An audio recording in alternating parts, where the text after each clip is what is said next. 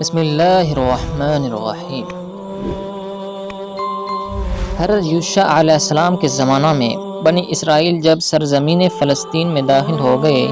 تو انہوں نے خدا کے حکم سے ان کے درمیان اس علاقہ کو تقسیم کر دیا تاکہ وہ امن و اطمینان کے ساتھ زندگی بسر کریں اور دین حق کے لیے سرگرم عمل رہیں۔ حضرت یوشع علیہ السلام آخر عمر تک ان کی نگرانی اور اصلاح حال میں مصروف رہے اور ان کے معاملات اور باہمی مناقشات کے فیصلوں کے لیے قاضیوں کو مقرر کیا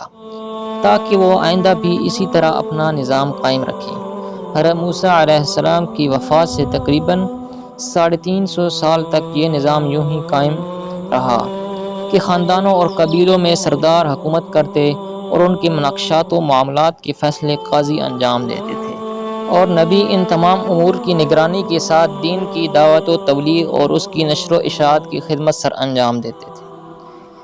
کبھی ایسا بھی ہوتا کہ ان میں ہی سے کسی قاضی کو منصب نبوت عطا ہو جاتا، اور اس تمام عرصہ میں بنی اسرائیل کا نہ کوئی بادشاہ تھا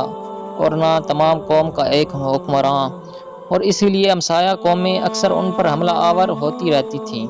اور بنی اسرائیل ان کا نشانہ بنتے رہتے تھے۔ کبھی عمالقہ چڑھ آتے اور کبھی فلسطینی، کبھی مدیانی حملہ آور ہوتے تو کبھی ارامی، اور ان میں سے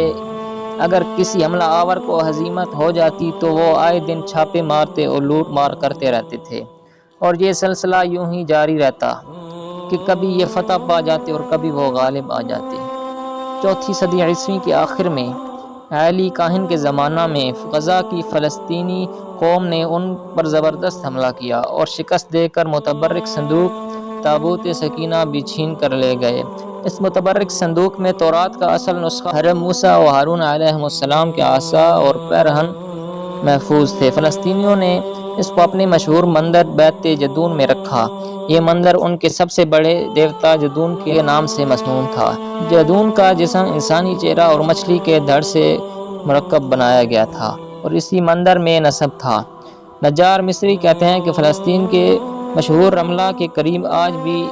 ایک بستی بیت جدون کے نام سے پائی جاتی ہے۔ غالب گمان یہ ہے کہ تورات میں جدون کے جس مندر کا ذکر ہے وہ یہیں واقع ہوگا، اور اسی نسبت سے بستی کا نام بھی بیت جدون رکھا گیا۔ علی کاہن کا زمانہ ختم ہو چکا تھا کہ ایک قاضی شموئیل کو من جانب اللہ منصب نبوت عطا ہوا اور وہ اپنے بنی اسرائیل کی رشد و ہدایت کے لیے مامور ہوئے۔ بعض آثار میں مذکور ہے کہ جب حضرت یسوع علیہ السلام کی وفات ہو گئی تو مصر و فلسطین کے درمیان بحر روم پر آباد عمالقہ میں سے جالوت نامی جابر و ظالم حکمران نے بنی اسرائیل کو مغلوب کر کے ان کی آبادیوں پر قبضہ کر لیا اور ان کے بہت سے سرداروں اور قبیلہ کے معزز لوگوں کو گرفتار کر کے ساتھ لے گیا اور باقی کو محقور و مغلوب کر کے ان پر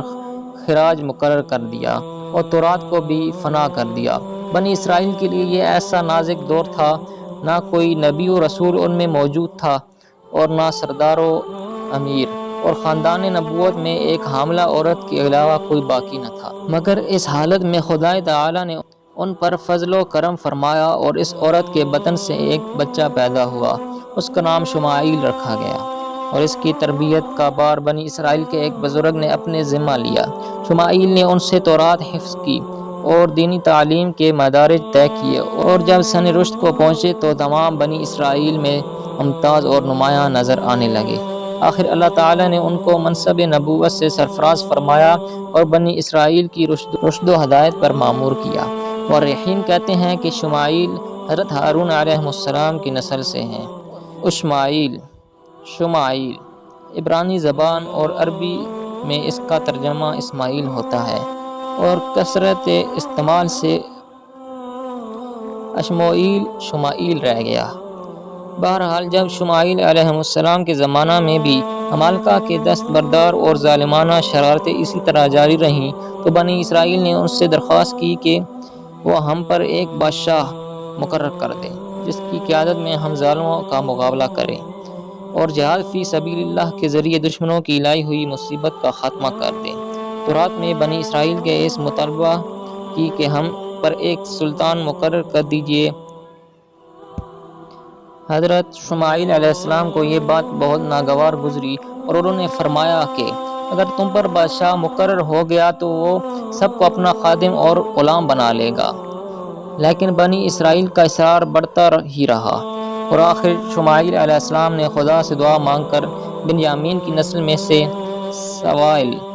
طالوت نامی ایک شخص کو بادشاہ مقرر کر دیا، جو نہایت وجیح و شکیل اور قوی ہیکل تھا۔ لیکن قرآن عزیز نے بنی اسرائیل کے اس مطالبہ پر حضرت شمائیل علیہ السلام کا جو جواب نقل کیا ہے وہ اس سے جدا اور بنی اسرائیل کی عادت و خصائل کے عین مطابق ہے۔ قرآن عزیز میں ہے کہ جب بنی اسرائیل نے حضرت شمائیل علیہ السلام سے بادشاہ کے تقرر کا مطالبہ کیا تو انہوں نے ارشاد فرمایا، مجھے یہ خوف ہے کہ ایسا نہ ہو جب تم پر کوئی بادشاہ مقرر کر دیا جائے اور وہ تم کو دشمنوں کے مقابلہ کے لیے جہاد کا حکم دے تو تم بزدل ثابت ہو اور جہاد سے انکار کر جاؤ۔ بنی اسرائیل نے بڑی قوت کے ساتھ جواب دیا، یہ کیسے ممکن ہے کہ ہم سے جہاد سے انکار کر دیں، جبکہ یہ خوب جانتے ہیں ہم کو دشمنوں نے بہت زیادہ ذلیل کر دیا ہے، انہوں نے ہم کو ہمارے گھروں سے نکالا اور ہماری اولاد کو قید کیا۔ جب حضرت شمائیل علیہ السلام نے اتمام حجت کر لیا تو اب اللہ تعالیٰ کی بارگاہ میں رجوع کیا۔ حق تعالیٰ نے ان کو فرمایا، بنی اسرائیل کی درخواست منظور ہوئی اور ہم نے طالوت کو جو علمی اور جسمانی دونوں لحاظ سے تم میں نمایاں ہے، تم پر بادشاہ مقرر کر دیا۔ بنی اسرائیل نے جب یہ سنا تو منہ بنانے لگے اور ناگواری سے کہنے لگے، یہ شخص تو غریب ہے، مالدار تک نہیں ہے، یہ کس طرح ہمارا بادشاہ ہو سکتا ہے، اور دراصل بادشاہت کے لائق تو ہم ہیں، ہم میں سے کسی کو مقرر کیجیے۔ مورخین کہتے ہیں کہ بنی اسرائیل میں ایک عرصہ سے نبوت کا سلسلہ سبت لاوی میں اور حکومت و سرداری کا سلسلہ سبت یہودا میں چلا آتا تھا، تو اب جب کہ شمائیل علیہ السلام کے ارشاد کے مطابق یہ شرف بنیامین کی نسل میں منتقل ہونے لگا تو بنی اسرائیل ان کے سرداروں کو حسد پیدا ہوا اور وہ اس کو برداشت نہ کر سکے۔ شروع میں کسی بات کے اقرار کر لینے اور وقت پر انکار کر دینے کی یہ ادا بنی اسرائیل کی زندگی کا طغرائے امتیاز بن چکی تھی، اس لیے جہاں بھی کار فرما رہی، کیونکہ وہ یہ سمجھے بیٹھے تھے کہ شمائیل علیہ السلام کی نظر بہرحال ہم میں سے کسی پر پڑے گی، اس لیے جب انہوں نے خلاف توقع بنیامین کے گھرانے میں سے غریب مگر قوی اور عالم انسان کو اس منصب پر مامور دیکھا تو حسد کی آگ بھڑک اٹھی، اور حضرت شمائیل علیہ السلام نے بنی اسرائیل کے معترضین اور نکتہ چین سرداروں کی نکتہ چینی کا جواب دیتے ہوئے فرمایا، میں پہلے ہی جانتا تھا کہ تمہاری پستی اور بزدلی تمہارے وقتی جوش اور ولولہ کو کبھی پائیدار اور مستقل نہیں رہنے دے گی، اور وقت آنے پر تمہاری یہ گرم جوشی برف کی طرح سرد ہو کر رہ جائے گی۔ چنانچہ تم نے اب اس لیے حلیہ جوئی شروع کر دی۔ تم کو یہ معلوم ہونا چاہیے کہ حکمرانی کا جو معیار تم نے سمجھ لیا، یعنی وسعت مال اور کثرت دولت، تو یہ قطعاً غلط اور سراسر باطل ہے۔ خدا تعالیٰ کے نزدیک حکمران کی ذاتی اوصاف میں قوت علم اور طاقت جسم ضروری ہیں، اس لیے کہ یہی ہر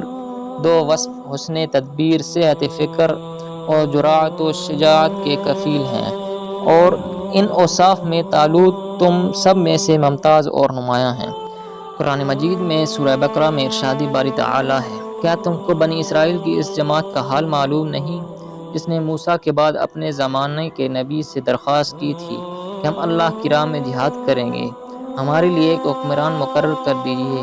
نبی نے کہا کہ بعید نہیں ہے اگر تم کو لڑائی کا حکم دیا گیا تم لڑنے سے انکار کر دو۔ سرداروں نے کہا، ایسا کیوں کر ہو سکتا ہے کہ ہم اللہ کی راہ میں نہ لڑیں جب ہم اپنے گھروں سے جا چکے اور اپنی اولاد سے علیحدہ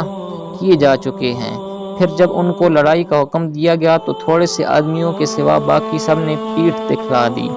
اور اللہ بے انصافوں سے خوب واقف ہے۔ پھر ایسا ہوا کہ ان کے نبی نے کہا، اللہ نے تمہارے لیے طالوت کو مقرر کر دیا ہے۔ جب انہوں نے یہ بات سنی تو کہنے لگے، وہ ہم پر کیسے حکمراں بن سکتا ہے جبکہ اس سے کہیں زیادہ ہم حکمراں بننے کے حقدار ہیں،